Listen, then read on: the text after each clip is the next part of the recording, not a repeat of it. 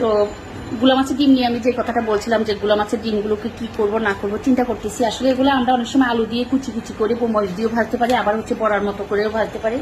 আমি এখানে সকল মশলা দিয়ে তারপর হচ্ছে একটু বোমাই মরিচ কাঁচামরিচ কুচি দিলাম, এখানে হচ্ছে একটু ডাল বাটা মসুরির ডাল বাটা দিলাম, দিয়ে হচ্ছে আমি এগুলোকে এভাবে চটকে নিতেছি একদম কোসলে, মানে যেটাকে আমরা কোসলে কোসলে বানানো বলে। একদম ডিমগুলোকে নিজের হাতে এভাবে কষলিয়ে তারপরে হলো হয়তো বড়া ভাজি করব। আমার কাছে মনে হয় যেন বড়া ভাজিটা করে দিলেই বেস্ট হবে, তাহলে যে শর্টকাটের মাঝে আমি ভেজে সবাইকে খেতে দিতে পারবো। তো গুলা মাছের ডিম বা যে কোনো মাছের ডিম কিভাবে ভাজলে ভালো হয় অবশ্যই জানাবেন।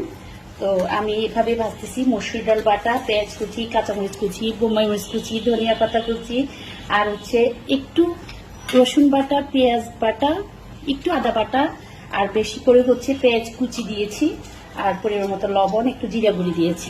এখন হচ্ছে এভাবে এভাবে বড়ার মতো করে ভেজে নিব। তো জানাতে পারেন, আমাকে একটু হেল্প করতে পারেন যে আপনারা কিভাবে বড়া বানানো বা হচ্ছে মাছের ডিমকে কি করেন।